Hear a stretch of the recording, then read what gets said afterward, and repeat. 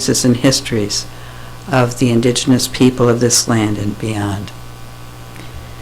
Whoever you are, whomever you love, however you arrived here, you belong here.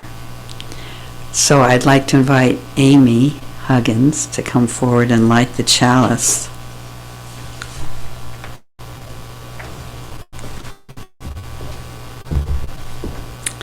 So we're going to light our chalices together in person and online with these words from the proposed shared UU values, which will be voted on in the General Assembly in June. And I want to also recognize that this month's theme is interdependence.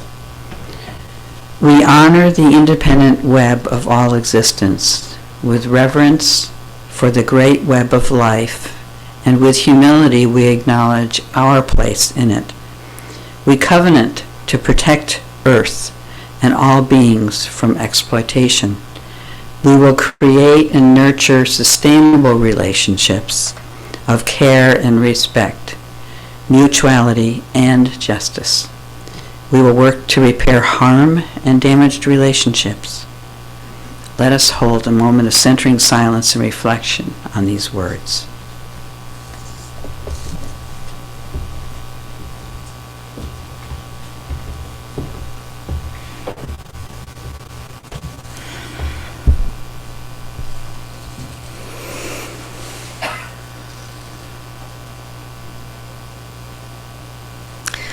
Our opening words are by Reverend Hope Johnson. This is an excerpt from One Love.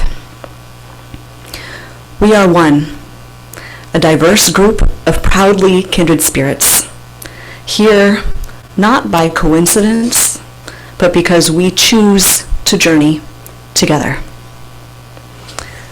Please join me in rising in body or spirit and singing hymn number 1051, We Are, which is in the teal hymnal.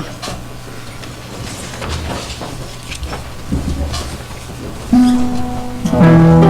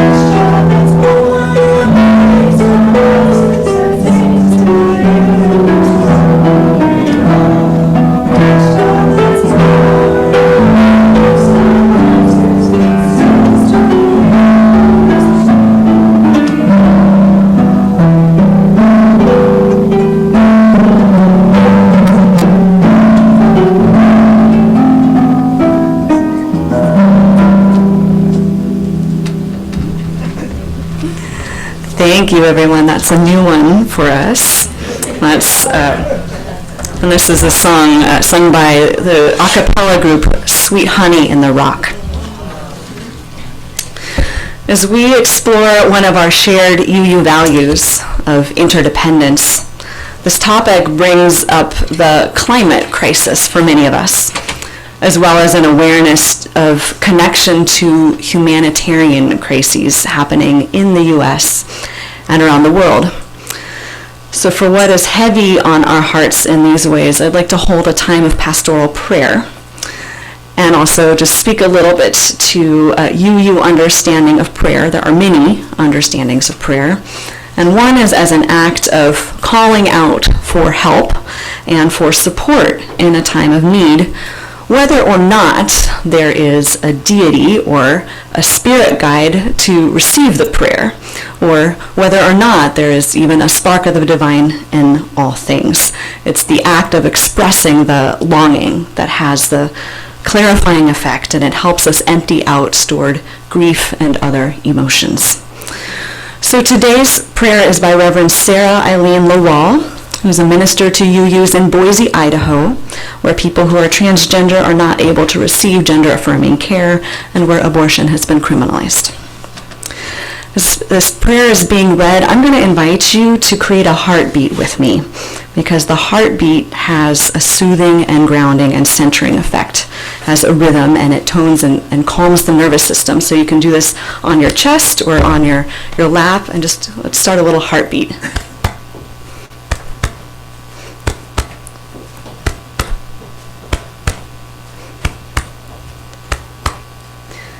And go ahead and keep going. Spirit of life and love, in this time of anxiety, of fear and angst, our nation holds its collective breath. In this time when rhetoric blusters about and words are used as weapons, our nation clenches its fists, tightens its shoulders, squeezes its eyes shut. Some are preparing for a fight. May we remember that we are a people of resilience. We have faced uncertainty before. We have weathered storms. We have been consumed by flames. We have risen like the phoenix from the ashes, and we will again. We, the people, may we remember our shared humanity, our universal kinship, our interdependence, as we unclench fists and breathe together, breathing in love and breathing out peace. May we recognize the spark of the divine inside all of us, even those we are not quite sure about. In this time of uncertainty, we remember the goodwill to go on as we work to move forward together. We, the people, seeking that which unites us, with our arms reaching out wide for life and liberty and the pursuit of happiness. May love prevail. In the name of all that is holy, we pray. Amen.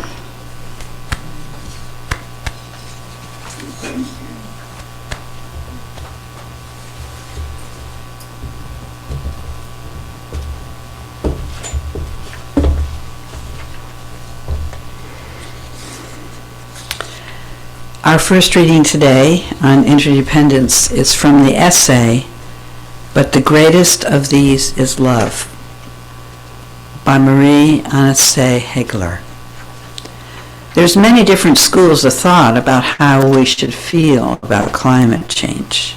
For decades, the dominant narrative has been that we should feel guilt. Then there's the dual narrative that calls for hope. Others have called for fear or panic. I myself am on the record for calling for anger. But I don't always feel angry, to tell the truth. In fact, sometimes I'm hopeful. Sometimes I'm scared. Sometimes I'm overwhelmed, and sometimes I'm downright stubborn. My mama would tell you that's pretty much all the time. That's because none of these emotions really get to the heart of what I truly feel. None of them are big enough. If I'm honest with myself, what I truly feel is love. I don't mean any simple, sappy kind of love. I don't mean anything cute or tame. I mean living, breathing, heart-beating love, wild love. This love is not a noun. She's an action verb. She can shoot stars into the sky. She can spark a movement. And she can sustain a revolution.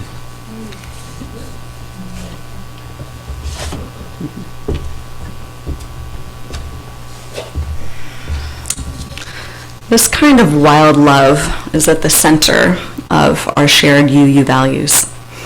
And as I reflect on the covenants to nurture sustainable relationships of care and respect and mutuality and justice, sometimes I also get overwhelmed. And I ask myself, how can I open my heart to a love so wide that it can sustain a movement or a revolution?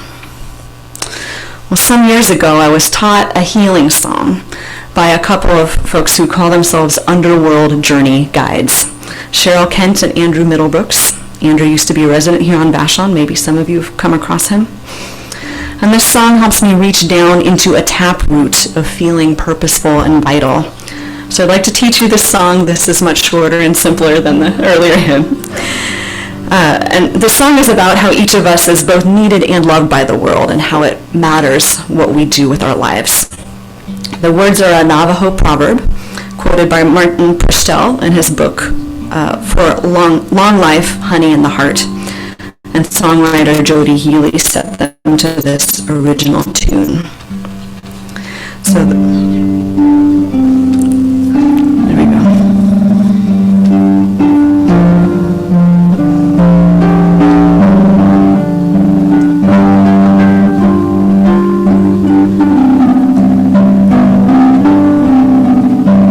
I'll do this 3 times through.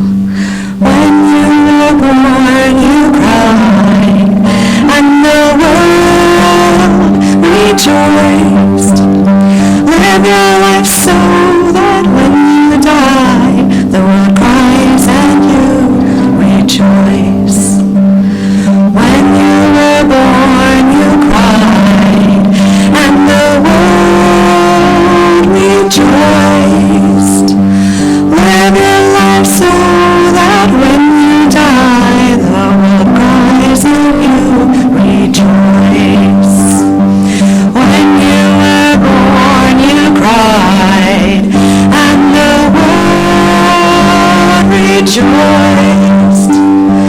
Live your life so that when you die, the world cries and you rejoice.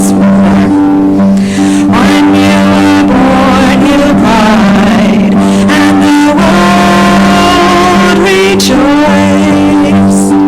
Live your life so that when you die, the world cries and you rejoice.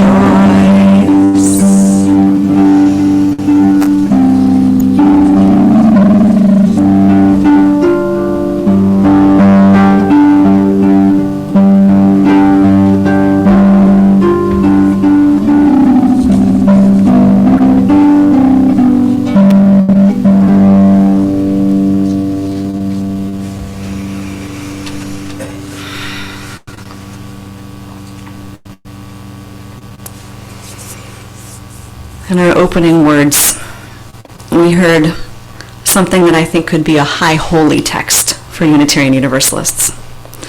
We are here not by coincidence, but because we choose to journey together. We choose to journey together. This choice is what we mean when we say that we covenant with one another. No authority figure is telling us we need to be here. No government, no church. As your minister, I'm not telling you that you need to be here. You choose to journey together because you need each other. I believe that interdependence is linked to choice. Through our choices, we're able to seek a third way between independence and dependence in our relations, a way of interdependence. Because total independence is a myth.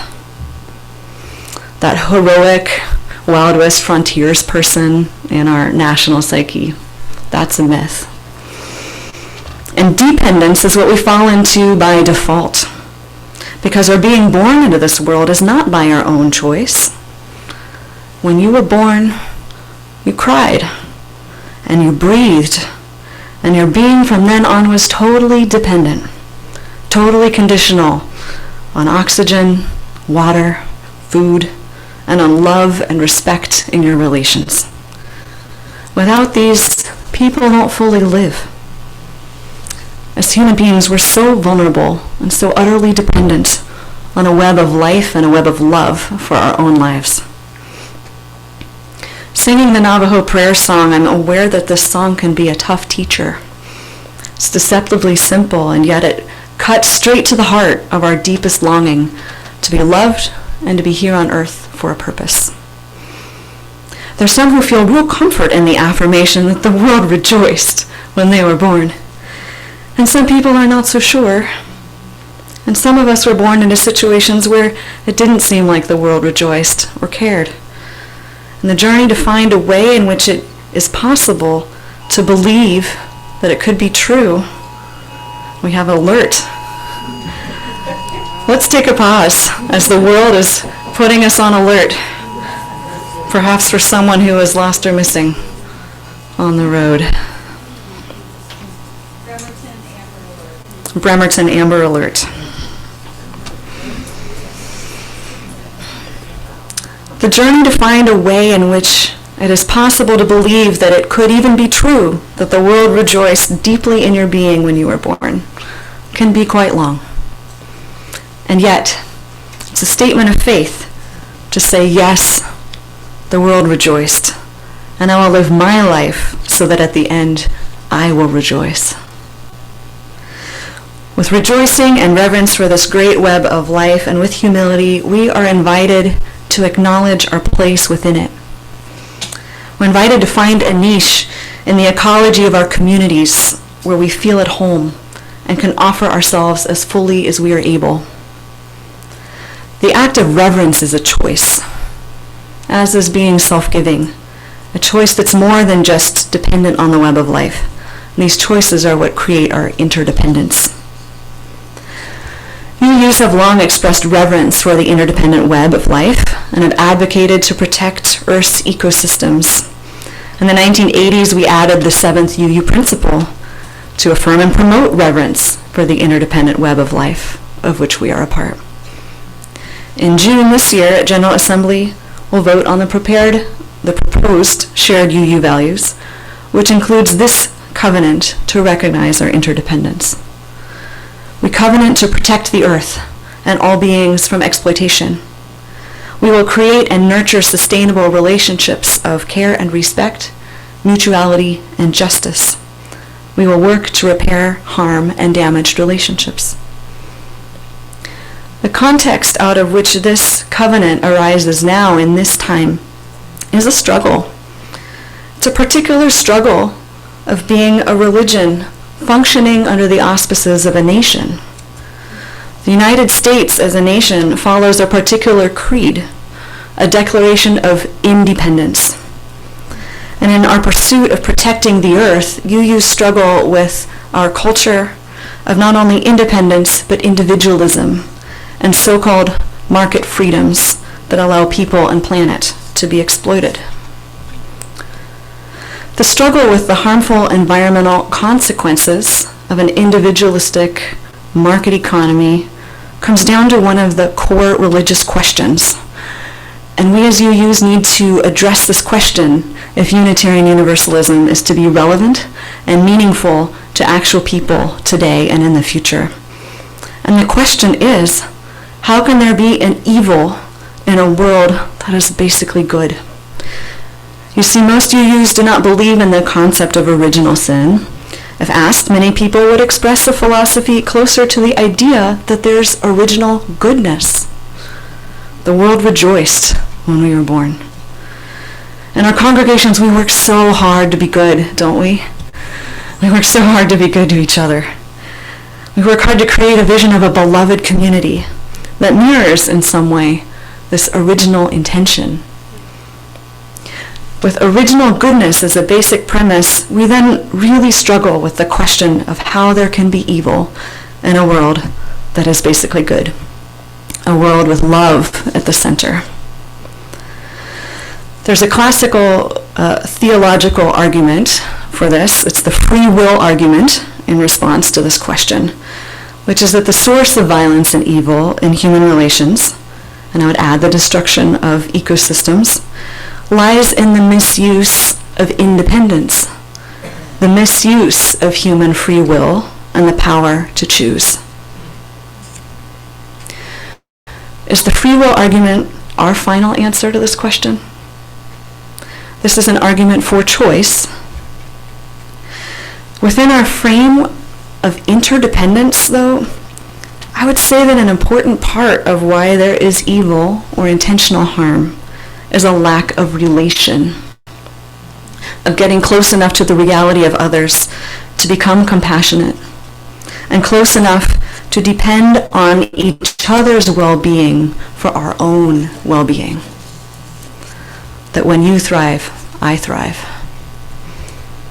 In our country, we've elevated the goal of being okay, even if many around us are not okay. In the pastoral prayer I shared earlier, Reverend Sarah Lawal writes, "Our nation holds its collective breath. Our nation clenches its fists, tightens its shoulders, each time we cause violence or witness the impacts of violence." Now, when you watch the violence on your news feed or in a film or the hopefully infrequent times you witness it in person, do you wince? Do you jump at the impact? That is a reaction of compassion. That is a suffering with. That's what compassion means, right? Compassion. Suffering with. Suffering with what is happening on screen or in front of you. It's a moment of coming into relation with the reality or the story that is unfolding before you. How much of that compassion is really a choice? Could this interdependence be wired into how we function as human beings? Neuroscientists have discovered that human brains contain what are called mirror neurons, which fire both when a person moves their body and when observing another person performing the same or the similar movement. Have you ever felt tears come when someone else was crying? Compassion is taught to us in religions often as a choice, as a spiritual practice. And yet some aspect of compassion seems to be part of most people's brains and being. Is our own capacity for compassion actually dependent then on the ability of other people to show us compassion?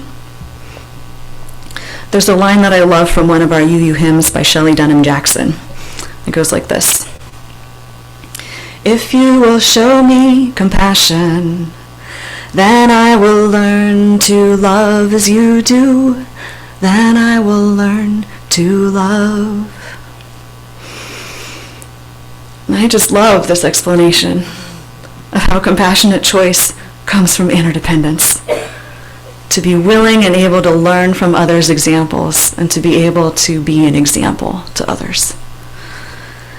Because when we are stretched to the limits of our capacities and facing uncertainty and change, there's always the possibility of reacting with fear and with force. Reverend Sarah Lawal reminds us, we've faced uncertainty before. We have weathered storms. From surviving these experiences and adapting to change, our ancestors and we ourselves, we live to tell cautionary tales as well as tales of inspiration. Our bodies keep the score and our history of what has happened to us, and yet we are able to choose and learn new ways of responding, to choose calm, to choose grounding and connection in the face of uncertainty. Did you begin to hold your breath? Oh, we have another alert. A late alert. If you were holding your breath or clenching your fists at the mention of the words earlier, or just now when the alert went off, let's undo that tension right now. Let's unclench, breathe, breathe in love, and breathe out peace. And as you're next to someone, breathing in love, breathing out peace, allow your mirror neurons to go to work. And now, seeking that which unites us, I invite you into a little bit of movement as you're willing and able, as your body is able, to reach up your arms. Or you could even move in your chair and see if you can stretch out wide without hitting your neighbor, or if it's okay with them gently tapping them on the shoulder. And I invite you to notice what happens with the muscles around your heart when you do this. Anyone want to share? They open and they expand. That's right, those heart muscles, they open. Thank you. You can go ahead and bring your arms back down when you're ready, or just keep going if it feels good. Whatever works for you. And just notice any sensation stirring in your chest from those stretching, opening heart muscles. Earlier I asked a question, or I shared a question with you that I asked myself, which is, how can we open our hearts to a love so wide as to sustain a movement or a revolution? And I think our interdependence calls on us to make that choice, as simple as lifting up our arms, to stretch them out wide, to breathe together, and allow those mirror neurons to reflect calm and care, relaxation and joy. So interdependence then is not just a value, it's a practice.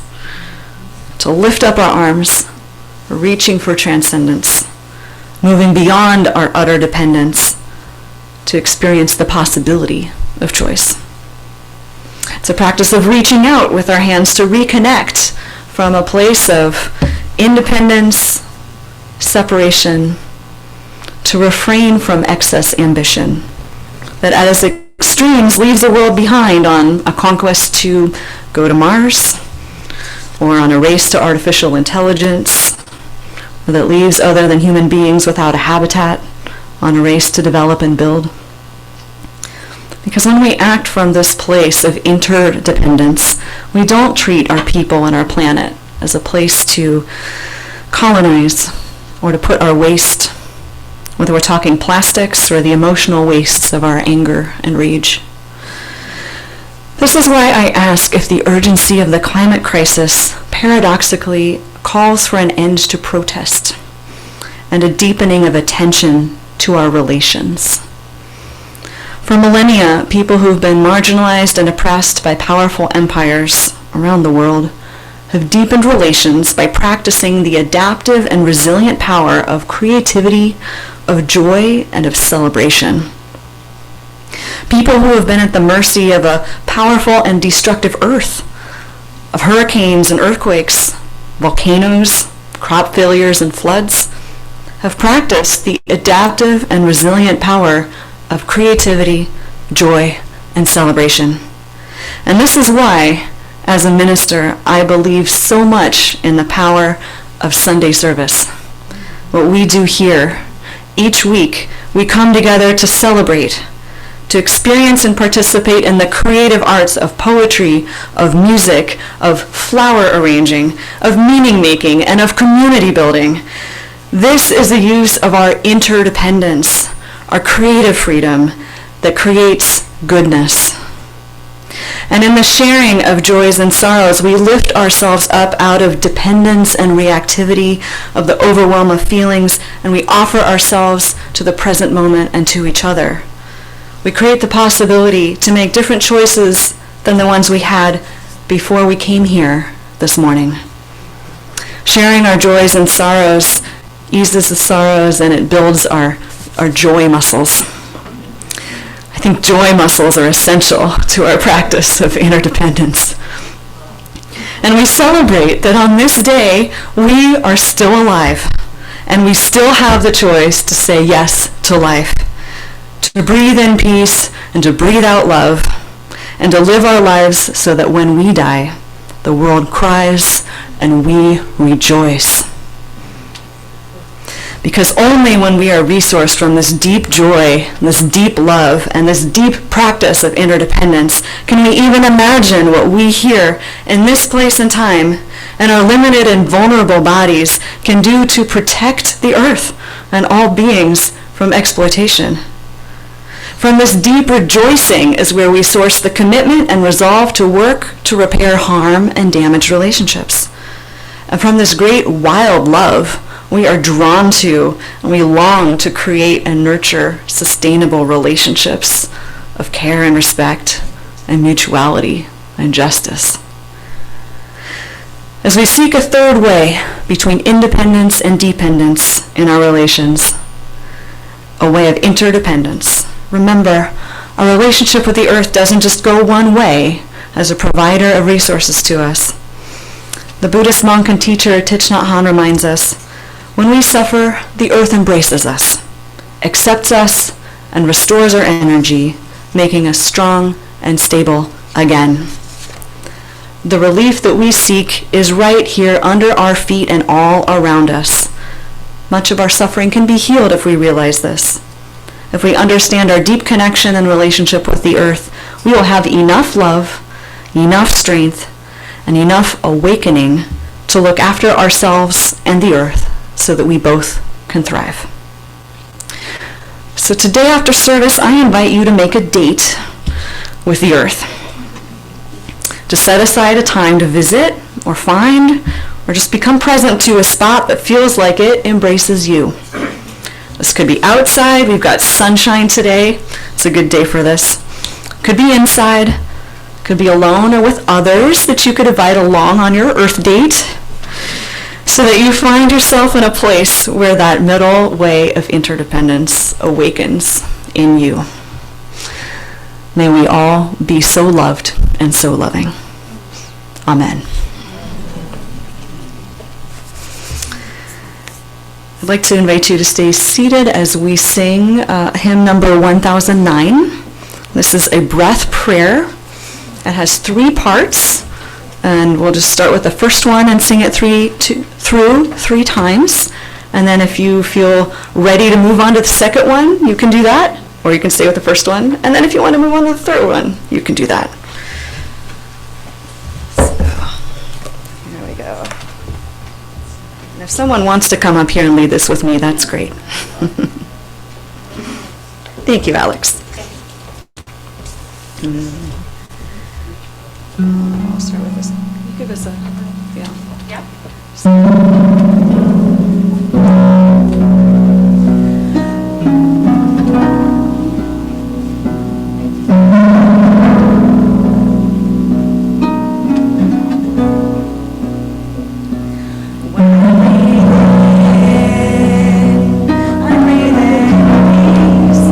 When I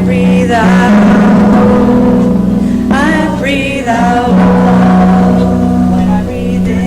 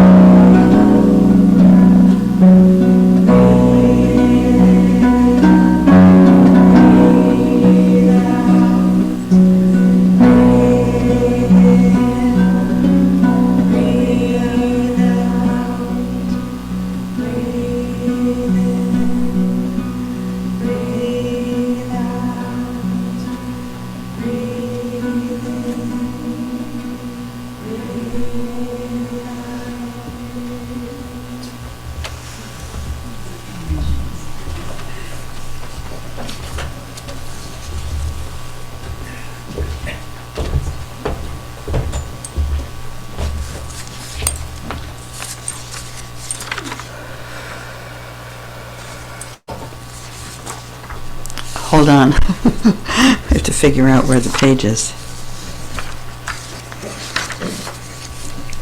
Okay, hold on here.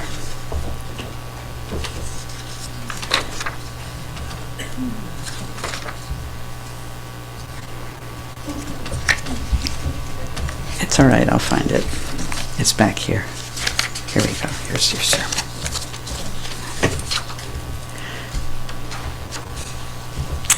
Okay, thank you. We'll now pause the recording as we prepare our hearts for joys and as members and friends of the Vashon Island Unitarian Universalists, we commit to supporting our congregation. Financial resources help us pay staff and rent and maintain our building. Please support UU, the Vashon Island Universalists, with your pledges and offerings so that we can continue to be a vital community. And our congregation, as most of you know, engages beyond our walls for peace, social and economic justice, freedom of belief, and protection of our planet and its inhabitants. But this week's offering supports our fellowship and our community. So as the greeters pass the baskets, let's join in singing "From You I Receive." Now, we don't have that hymnal out. Should we try it anyway? Okay.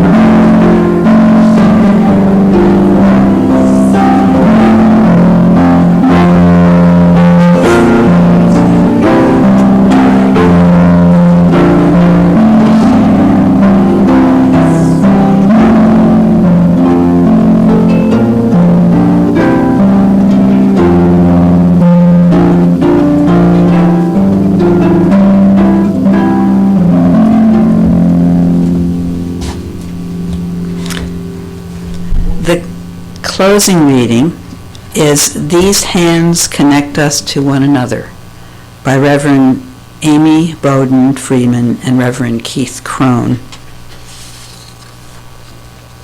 Become aware of the hands that you are holding. Are you going to read this? Yes. Okay. We're gonna switch. I guess I made a mistake. Game time switch. If you feel comfortable, I'd like to invite you to reach out to the person next to you and hold hands. And if you prefer not to, just hold your own hands like this. And if you are someone next to a person holding their own hands and you want to hold hands, tap the person in front of you. Become aware of the hands that you are holding, the warmth and texture and weight. As an infant, these same hands reached out for the nourishment of milk. As a child, these hands shakily wrote a name on paper for the first time. These hands have wiped away tears, clenched in anger, waved hello and goodbye countless times, and embraced loved ones. And now these hands are the tangible link that connects us to one another. Look and see those around you who have experienced so much that is life. These hands have worked, are working, and will work to make the world a better place. And now let's extinguish our chalice. Donna, would you extinguish our chalice? And these words are adapted from Elizabeth Solly. We extinguish this flame, but not the light of truth, the warmth of community, the fire of commitment, or the power of transformation. These we carry in our hearts until we are together again. Go in peace and love to work for justice and to bless the world.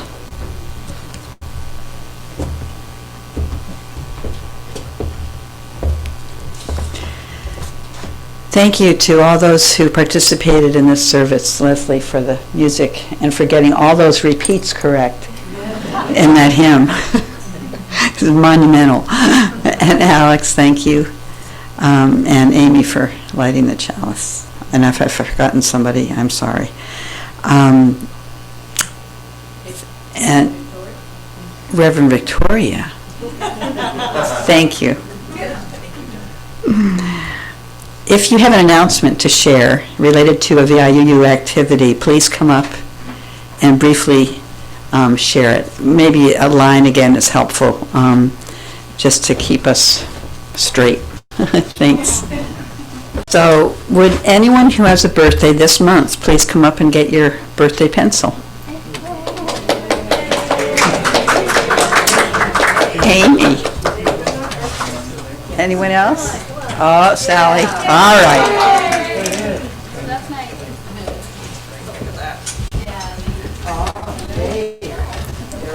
Ted went in the bathroom, so I'm going to be his birthday.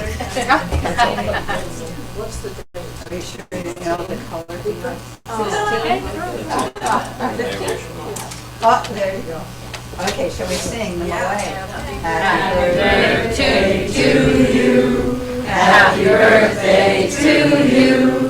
Happy birthday, dear Florence. Happy birthday to you. So let's go celebrate together.